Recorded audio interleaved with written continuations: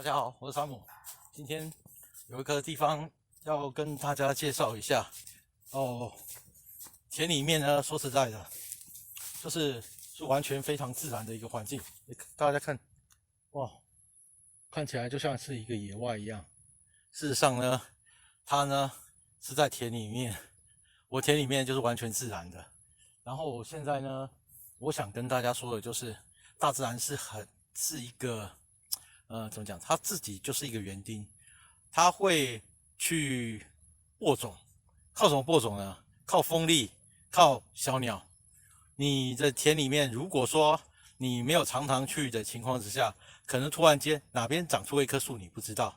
像这一棵樟树，它呢，你稍微没有注意，它就长了一棵樟树。